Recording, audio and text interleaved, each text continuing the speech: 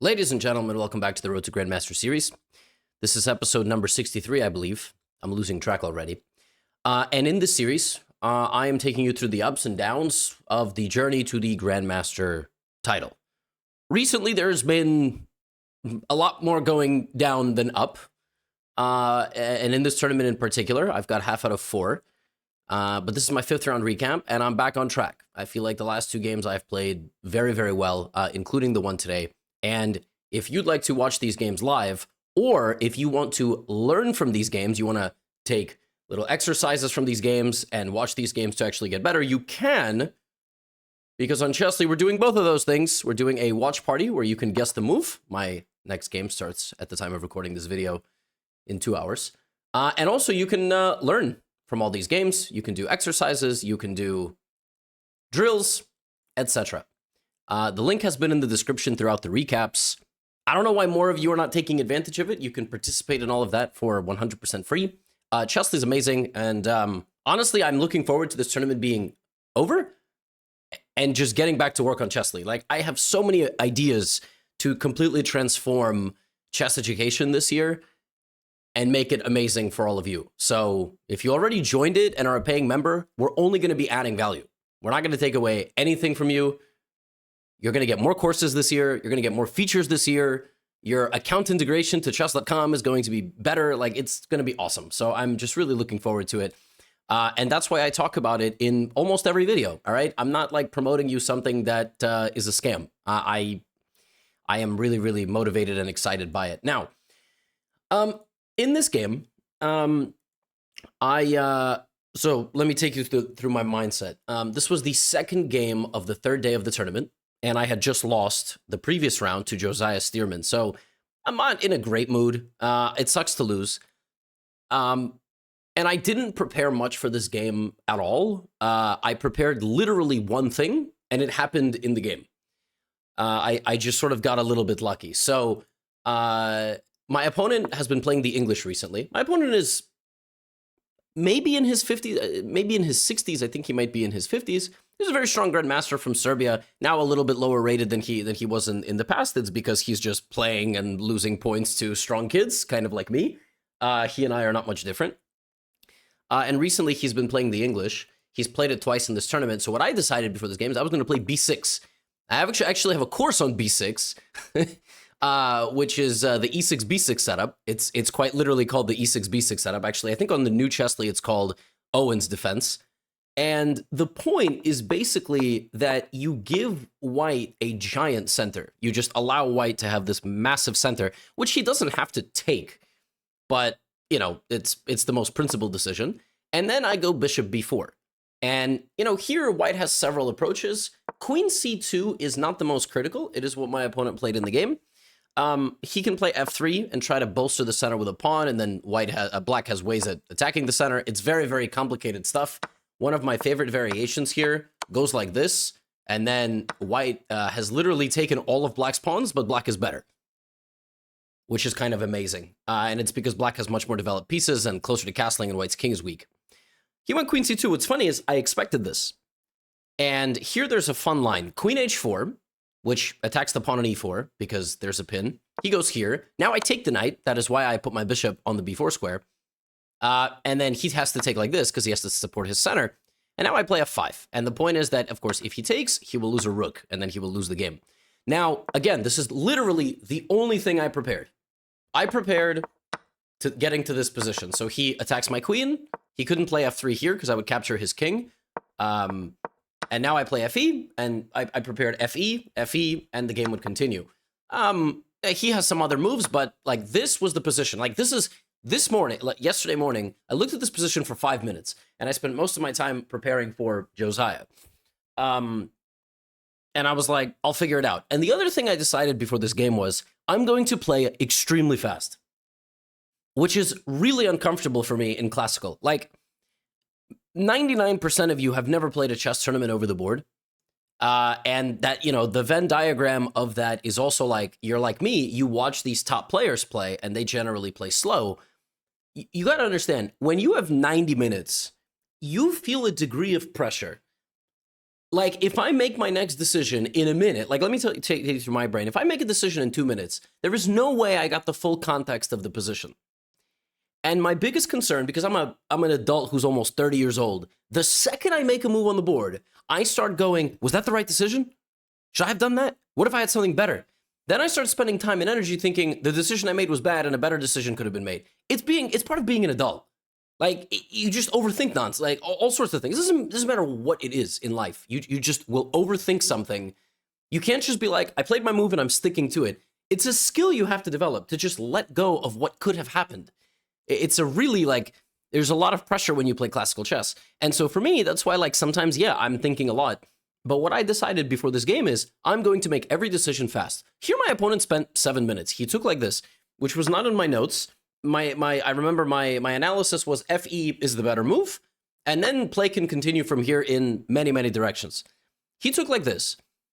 So my first instinct here was take on E4, take, and play knight C6, which is actually what I ended up doing in the game.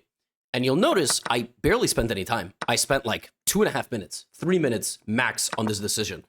It's a very big decision because I don't have to trade the bishop. I can also go here. And the point is that now I, keep the bishop, which can have a future, and then I go knight f6 and I try to, maybe grab the bishop in the center of the board. Both moves look okay. I could have spent like 10 minutes, maybe 15 minutes making this decision. I just ultimately was like, it's insignificant. This decision is not going to matter. I'm going to just play the game. And I saw a clear plan after this, and I rationalized it. The computer ultimately does like this move slightly more, because it's actually kind of difficult for my opponent to develop. Like knight e2, I would go here, targeting the bishop. He might play knight f4. I will put my queen somewhere, like let's say f7. Actually, it's even better to go to a5, which is amazing. It's a very common way to put pressure on doubled c-pawns like this, especially in the Nimzo-Indian defense, but it's a very interesting positional game. Yeah, but I made this decision, and I ultimately traded. And it's like a growing moment for me, because I just got to stop tanking. Now, he goes knight e2. It's actually already a shockingly difficult position to play for white, because my next moves are very easy. I'm going to go knight f6, and then I'm going to probably castle. And because he has a dark squared bishop, I'm going to put all my pawns on dark squares, and I'm going to target these pawns. So, for example, it's very difficult if we trade the queens for him to defend this pawn. For example, super arbitrary, but like defending c4 is not easy at all. It doesn't have a very easy defender. So that was my plan. And when he started thinking here and ended up spending 17 minutes to play the move knight e2, I was like, okay, I'm going to blitz my move immediately, because I obviously know this is my next move. It's got to be the best move. So I played knight f6. And he went back to d3. What's pretty crazy is that if I immediately go for this trade and try to play this, he goes king d2. I couldn't believe my eyes. King d2, king d3. It's like the king's just going, I'll F and do it myself. It's incredible. But actually, white is totally fine. And I don't have any advantage here. So on knight e2, I was like, okay, knight f6, he goes here. And now I have to come up with a plan. And again, I was like, I'm up time. I want to play fast. My first plan is knight a5, knight f4, queen f5. But then he goes queen e2. So I don't think that's particularly good for me. Then it was knight a5, knight f4, queen f7. But then it was like, I'm sorry, why am I letting his knight into the game at all? e5. I could have spent a little bit less time, I think. I mean, I feel like I should have spent 7 minutes deciding to trade the bishop versus 7 minutes deciding to play e5. I thought this was a very smart move. White's options are ignore my pawn, push, leaving all this frozen, or take, which loses the game on the spot. So he ended up, after e5, castling, and I castled very quickly. And now I was like, okay, 10-minute time advantage. Go. White has to come up with a plan. Like, I think already this is going very much in my favor. Here's my plan. Ready? d6, rook e8, focus on this side of the board. There's some really nasty attacking ideas also for me, like queen h3 and e4, and then putting my knight on g4, like this, stuff like this, or even knight g4 straight away, and, pressure, pressure, pressure. So I was like, he has some decision-making to and he played, after 14 minutes, he played bishop a3, which is, yeah, it's one of the moves, bishop a3. I responded instantly with d6, because I was like, again, I got to keep the pressure. Like, I was deciding between d6, rook f7 and rook e8. I didn't really know which of the moves was better, but I was like, well, he has a dark squared bishop. I feel like this move makes sense. It destabilizes my position very slightly and maybe gives him c5. But I was like, if he plays c5, I'm going to take. He can move his queen. And then, well, what's going to happen in the game happens in the game. He plays c5, but he spends another like 9 minutes because it's not an easy position. And his idea is that he's going to try to infiltrate and put some pressure on my position just so I don't have an easy game. Here I had a lot of options. Also, something lost in all of this is I can actually take with this pawn as well. But I was like, why would I do that? Like, I want a strong center, and he's going to go queen b5, and I was like, I don't want him to open up his bishop. So I came up with an idea here, bc. Now, what's funny is he actually cannot take right away. He loses, which I noticed, and unfortunately he noticed as well. Pawn takes. I have e4, because he loses control of this. This is called a clearance sacrifice, and knight e5, which is really, really nice. It's a really nice idea. It's called a clearance sacrifice. And now my knights just immediately go to this side of the board, and he's in serious trouble. Luckily, well, unluckily, he played queen a6. And now I played queen e8. And I played this move quite fast. It's a restabilizing type of move. He has to go here, and now I go for this position. And here I thought, I am so comfortable. I mean, his pawn structure is terrible. His bishop is eating his own pawn. He has no breakthrough anywhere on the queen side because I'm stabilizing everything. And I have like a very easy game. I'm going to make some improvements, and I'm just going to break him down on that side of the board. I even thought about playing h5, h4 to soften up the king. For example, he went here, and I was thinking I could even play h5 maybe, but it doesn't quite work because obviously he's going to try to create counterplay. So he played rook e1. I considered a few things here, but ended up going queen d7. Notice I have a massive time advantage, and it's just because I forced myself to play faster this game. Like, I was like, the first move that comes to mind for me is usually a good move. Let me work on that move and not try to prove myself like that it's bad. So queen d7, bishop c1, 104 to 27. Like, I'm putting a lot of pressure. Bishop c1, obviously, he's trying to reposition his bishop and improve it. You know, I thought maybe he's trying to trade it. So my first thought was h6. Another thought I had here was just bring the rook. I thought here he would maybe try to target my knight. I didn't know if I should be happy with this trade, like letting him get rid of a bad bishop. So I had, you know, I had to make some decisions here. And ultimately, the move that I played in the game was h6 in about 5 minutes, because I was like, I want more pieces on the board. I want it to be harder for him to make some sort of a decision and find a home for some of these pieces. I could have maybe considered pushing in the center, like d4 or something. But obviously, you don't really want to rush with these pawns. Like, they're fantastic. And if he rushes, well, then I just, you know, then I'm absolutely crushing.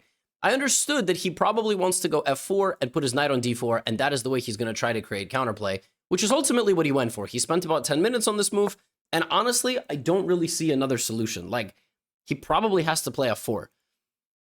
And he did that. And now, you know, now was a big moment, because I had two very clear good choices. I wanted to play knight e4 immediately. This was my first instinct. And that move creates, you know, some pressure. But also I was like, I don't have a rook playing. Like, why don't right now I invest in rook a e8? That seems like a very logical move. I can also play e4, but this move makes less sense because he's going to play here and put something on the d4 square. And now I'm getting blockaded. And even though I can play knight g4, he can even play this. And this already feels like I'm losing a little bit of the control. I mean, the computer thinks that black is still better here, but this is not really what I set out to attain. So again, I'm like, I don't want to rush. I don't want to do anything too stupid. I really wanted to go here. Unfortunately, this doesn't work at all because he takes my knight, and it looks like I'm mating him, but he takes with check, and then he plays queen g2. So that would have been really cool, but unfortunately, it doesn't work at all. And I went here, and I was like, he's going to take, I'm going to take, he's going to play knight d4. All of that happened, and now it's 53 to 11. And I've been playing a great game, and he goes knight d4, and I'm like, this thing is over. Like, this thing is really, really over. I mean, I just have to be accurate with a few more moves. And I was deciding here, like, do I play queen h3? Do I play knight e4? But the thing is, it's not quite over. Like, white can still try to stabilize here if he gets a couple more moves. Like, if I play c6, suddenly white is completely back in the game. Not only is white back in the game, white is actually threatening some nasty things. You know, like it's not as easy as it seems. My advantage is gone. So basically, I have like one move ahead of my opponent here, and I need to find a way to capitalize on this situation. And it's not easy to do that at all. Like, I was trying, but I was actually really struggling here. And ultimately, I played 94 pretty fast because this was originally my plan. I thought this is just a very natural progression into the position, and I'm threatening this and this. And I thought if he pushes the c6 pawn, it's very easy. I just go here, I bring my knights, and white is just going down. I mean, I'm threatening a pawn, I'm threatening some sacrifices, and that's what happened ultimately. And then he went here. And suddenly I was extremely perplexed. Because I was like, wait. Like, I did everything right in this game. I played fast, I got a great position, all my pieces are pointing at his king. Now what? And the thing is, I was also feeling a little pressure because there are moments like these pawns can be very weak. And if I don't get rid of this pawn, it's going to be a really big problem. So when he played queen e2, I just thought the game is over quickly. Like I thought I at least win one pawn in all of these complications, but also I was like knight g4, queen g2. Where's my win? Like, I can play knight f2, but he trades with me, and then he can just do this. So I was like, knight f2 doesn't do anything. There's some really interesting and fascinating lines here, like knight takes g3, hg3, knight f3 check. But that's really stupid because at the end of it, I just lose all my pieces. Like, he wins all my pieces. So that doesn't work. And there are lines I can win his queen, but I lose too much material in the process. Like knight f2, rook f2, knight f3. And what ultimately happens is a position like this. And I'm losing here because he has 3 pieces for the rook and a really strong pawn. Like, this is a totally losing position. So when he went queen e2, I got really confused. I didn't understand what had happened. Now, obviously, it's easy to look at the eval bar. The best continuation here for black is a little bit counterintuitive. It's knight g4, just bringing another knight, right? And basically the threat here is that I can play like this or something, and now I cut off the queen and I have mate. But he plays queen g2, and now the best move for black is leaving the position. And if he plays h3, I go in, I target these pawns, and if something like king h2, my knights just wreak havoc on his position. So I needed to play queen h3, then I needed to play knight g4, and then I needed to exit to regroup my attack. And what's fascinating is I saw bishop f4 and was like, wait, but this is so bad for me. What am I doing here? I'm going to lose my pawn. Right? Like, if I play rook f7 and he attacks my knight, and now he's just taking. Well, what's really epic about bishop f4 targeting this is I don't have to defend it at all. I can play g5, which I did not think of. I mean, I thought he's threatening my pawn. If I lose it, he's 2 squares from queening. I don't understand why I wouldn't defend it, but defending it loses me time. I have to go g5, and if bishop c7, now knight f2, it's the only winning line, by the way, knight f2, and the threat is I'm just down a pawn, but he's in a really difficult position here because I'm going to play knight h3 and replace the knight on f2. To be honest with you, if this was a position in a book, I would have probably spent 15 minutes and ultimately realized that bishop f4, bishop c7 is not that scary because I have g5. But I think part of also having a rough tournament is like, I don't know. Like I saw knight g4, queen g2, but I in no way, shape, or form thought that the most logical thing to do was to come back and then regroup the attack, which is very clever. It's very clever, I have to say. I just thought we're clashing, and after queen e2, I go for this, and I'm up a pawn, and my attack did its job. And now for the rest of the game, I'm going to try to win the endgame. But no, his position's actually very resilient. His pawn is very strong. I can't get rid of his knight easily. And yeah, he just has good pressure. I played knight c4. He went rook b1. He's trying to infiltrate. I went back, and we repeated moves, and we made a draw. This never happened, a4, a5. That was us analyzing after. I actually told him I thought he could play a4 and gambit a pawn and maybe go to b7. What's kind of crazy about this position is I have the move knight d6, which defends the b7 square. I didn't even see that this move was possible.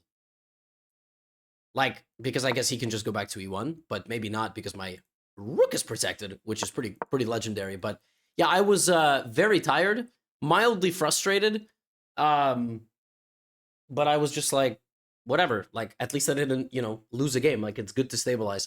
And honestly, in this game, I played very fast. I trusted my instincts, and I was up at some point like 40-something minutes on the clock, and I thought I played a very nice positional game. I thought I was playing good chess.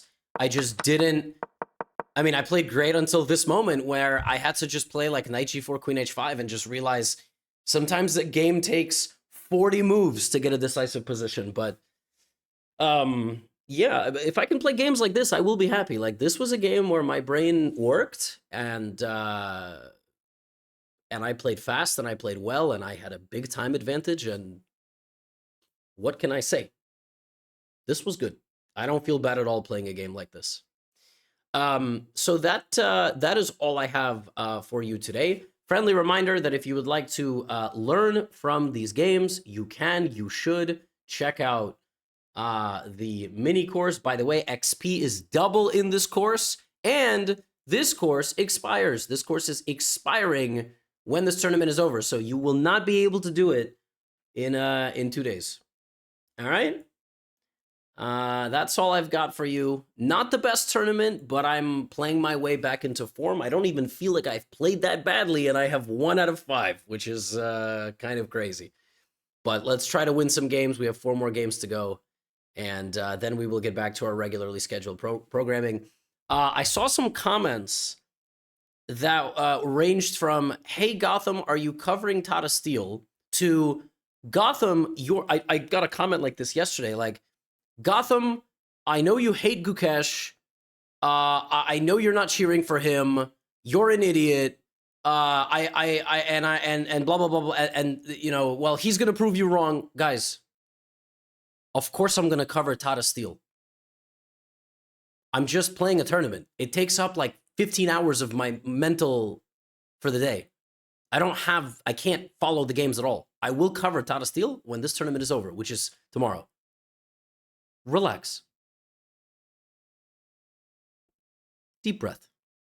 Yes, we will get back to regularly scheduled recap programming, and I'm very much looking forward to working on Chessly.